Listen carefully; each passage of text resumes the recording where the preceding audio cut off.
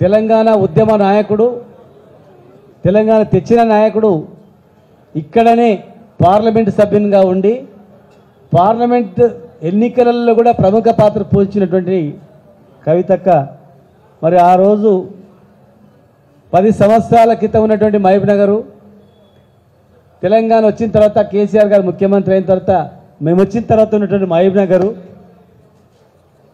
ప్రజలు కానీ ప్రజా అవసరాలు కానీ వలసకు అడ్డగా వలస కూలీలకు అడ్డగా ఉన్నటువంటి ఈ మహబూబ్నగర్ ఎటు చూసినా తుమ్మ చెట్లు కంపతారు చెట్లు పేదరికము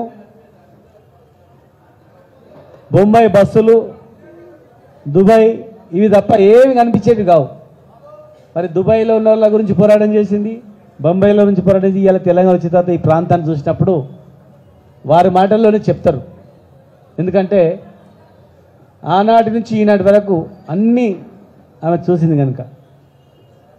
ఇద్దరం మార్నింగ్ వచ్చేటప్పుడు అన్న ఏం తక్కువైంది ఈ మహబూబ్నగర్కు, అసలు ఏ మాయ జరిగిపోయింది, ఏ మాయలో పడ్డారు ఈ మహబూబ్నగర్, అసలు ఏం కావాలి ఈ మహబూబ్నగర్కు, అసలు ఏం తక్కువైంది మహబూబ్నగర్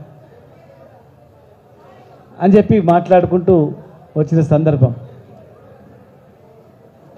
నేను ఎలక్షన్లో ఓడిపోయిన రోజు కూడా ఆ రోజు కూడా చెప్పిన, మా మీద ఏమైనా కోపం ఉంటే మమ్మల్ని కానీ పనులు మాత్రం బంద్ చేయకండి అని చెప్పిన. ఏ పనులు బంద్ చేయకండి, మేము కూడా సహకరిస్తాం, ఆ పనులు కావాలి, మహబూబ్నగర్ ఖ్యాతి పెరగాలి, మహబూబ్నగర్ అభివృద్ధి కావాలని చెప్పి. రోజుకు 10 మంది 10 అంబులెన్స్ పోయేటివి, 5 అంబులెన్స్ చనిపోయినటువంటి శవాలు వచ్చేటివి. చిన్న రోగం వచ్చినా హైదరాబాద్ పోవాలంతే, ఆక్సిజన్ సిలిండర్ లేదు, ఇక్కడ ఐసీయూ ఒక బెడ్ కూడా లేనటువంటి పరిస్థితి. 100 సంవత్సరాల చరిత్ర మన్నెకొండ టెంపుల్ యాజిటీస్గా ఉండేది. ఉద్యోగం అనేది ఏం లేదు, చదువుకున్న తర్వాత ఇక ఉద్యోగం వచ్చేది ఏం లేదు, హోటల్లో పనిచేయడం షాపులలో పనిచేయడం తప్ప ఉద్యోగం అంటే హైదరాబాద్కో అమెరికాకో వాల్సింది తప్ప ఏం లేదు. మరి ఇక్కడనే ఐటీ కంపెనీలు, ఇక్కడనే 10,000 మంది ఉద్యోగాలు ఇచ్చే పెద్ద ఇండస్ట్రీ చూస్తూ వచ్చినాం, పని జరుగుతున్న ఇండస్ట్రీ పెద్దది. మరి రోప్వే తెలంగాణలోనే మొట్టమొదటి రోప్వే, తెలంగాణ రాష్ట్రంలోనే దాదాపు కిలోమీటర్ రోప్వే ఉన్నది మహబూబ్నగర్లో. పనులు స్టార్ట్ అయినాయి, పునాదులు తీసినారు, ఎందుకు ఆగిపోయినాయి? 5,000 మందికి అన్నం తినేటువంటి అన్నదాన సత్రం పైన ఎందుకు ఆగిపోయింది? కోనేరు ఎందుకు ఆగిపోయింది? కోనేరులో నీళ్లు ఉండకుంటే మన్నకొండ జాతర వచ్చిందండి, అలాంటిది కృష్ణా నీళ్ళు రోజు వచ్చి పడుతున్నాయి. పేదలకు ఉపయోగపడే కళ్యాణ మండపం ఎందుకు ఆగిపోయింది? హోటల్ ఎందుకు ఆగిపోయింది? ఫ్రీగా తక్కువ ధరకు వచ్చేటువంటిది. పత్తపురం మసమ్మ దగ్గర ఎందుకు ఆగిపోయింది? హాస్పిటల్ 8-9 నెలల్లో 6 అంతస్తులు 1000 పడకల హాస్పిటల్. ఈ హాస్పిటల్ వల్ల ప్రైవేటు హాస్పిటల్లో కూడా ఏమి నష్టం జరగదు. పేదలు పైసలు కట్టలేని వాళ్ళు గవర్నమెంట్లో పోయి బతుకుతారు, డబ్బులు ఉన్న వాళ్ళు ఎట్లా ప్రైవేట్గా పోతారు. ప్రైవేట్ హాస్పిటల్కి ఎలాంటి చిన్న నష్టం కూడా జరగదు. అది పేదల ప్రాణాలు పోకుండా, పైసలు లేని వాళ్ళు పైసలు లేకుండా ఆయన చచ్చిపోయేటోళ్ళు, అలాంటి వాళ్ళు గవర్నమెంట్ హాస్పిటల్ ఇట్లా చాలా ఉన్నాయి. దాదాపు 150 కోట్ల పనులు మున్సిపాలిటీ మా చైర్మన్ గారు అన్నీ ఆపమన్నారని చెప్పారు. పనులన్నీ ఆపేసేయండి అన్నారని.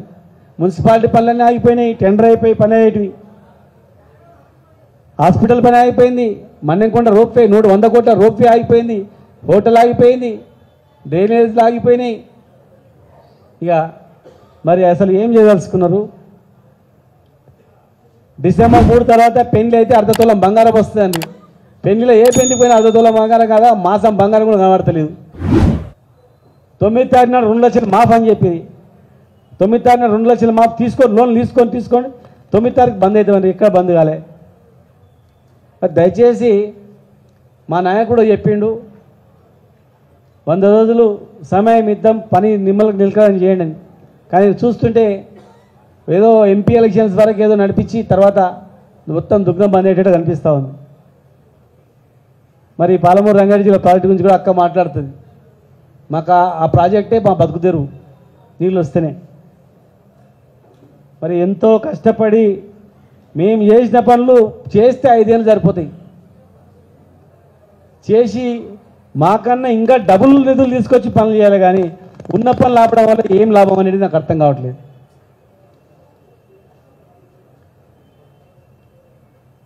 మా కౌన్సిలర్స్ కొంతమంది పేపర్లు వస్తుంది, మొత్తం మీకే అప్పచెప్తాం. మరి చేయండి, ఏముంది? టోటల్గా మొత్తం గుండుకు తప్పు చెప్పండి, మేము అప్పచెప్తాం. కొనడం ఎందుకు? సంతలాగా ఉన్నట్లు కొనడం ఎందుకు, చేయడం ఎందుకు? మాకు కావాలా సీట్ అని చెప్పండి, మేమే ఇచ్చేస్తాం. కానీ ఇదేం పద్ధతి? మేము చేయము అట్లాంటి. మరి ఏం చేస్తున్నారు? అధికారమే కావాలంటే అన్నీ ఇస్తాం, పనులు చేయండి కనీసం. మాకు కావాల్సింది మేము కష్టపడి తెలంగాణ తెచ్చుకున్నది కేసీఆర్ గారి నాయకత్వంలో ఈ ప్రాంతం బాగుపడాలని. ఆయన ఆహర్నిశలు శ్రమించింది ఆ మహనీయుడు తెలంగాణ బాగుపడాలని.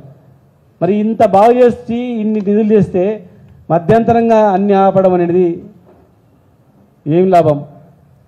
కనుక దయచేసి ఆ రోజు అదే చెప్తున్నాం, ఈరోజు ఇదే చెప్తున్నాం. మేము తెచ్చిన పనులు మా మీద కోపంతో ఆ పనులు ఆపితే ప్రజలకు నష్టం జరుగుతుంది, ప్రజల ప్రాణాలు పోతాయి. ఈ హాస్పిటల్ లేకపోతే ఈ హాస్పిటల్ వల్ల ప్రైవేట్ హాస్పిటల్ వాళ్ళకి ఎలాంటి నష్టం జరగదు, పేదలకు మాత్రమే ఉపయోగపడుతుంది ఈ హాస్పిటల్. ఈ మన్నెంకొండ రోప్వే వచ్చిందంటే అక్కడ పేదలకు పెళ్లిళ్ళు అవుతాయి. వేల మంది యాదాద్రి తర్వాత తెలంగాణలో అతిపెద్ద దేవాలయం కనుక ఇక్కడ కూడా పెద్ద దేవాలయం డెవలప్ అవుతుంది. స్కూళ్ళు, మైనార్టీ స్కూళ్ళు, బీసీ ఎస్సీ ఎస్టీ స్కూళ్ళు, కాలేజీలు అవన్నీ కూడా నిర్మాణ దశలో ఉన్నాయి. కనుక దయచేసి మేము తీసుకొచ్చిన పనులు మా మీద కోపంతో ఆపి ప్రజల మీద నష్టం చేయకండి. మీరు ఇచ్చిన హామీలన్నీ నెరవేర్చండి. మీరు ఇచ్చిన హామీలన్నీ నెరవేరిస్తే మేమే అన్ని రకాలుగా మీకు సహకరిస్తాం. మీకు ఎవరెవరు కావాలో చెప్పండి, మేమే పంపిస్తాం, తీసుకోపోండి అని చెప్పి. కానీ దయచేసి ప్రజలకు అవాంతరీయ సంఘటన నష్టం జరగకుండా చేయండి. ప్రశాంతంగా ఉన్న మహబూబ్నగర్ ప్రశాంతంగా ఉండేటట్టు చేయండి దయచేసి.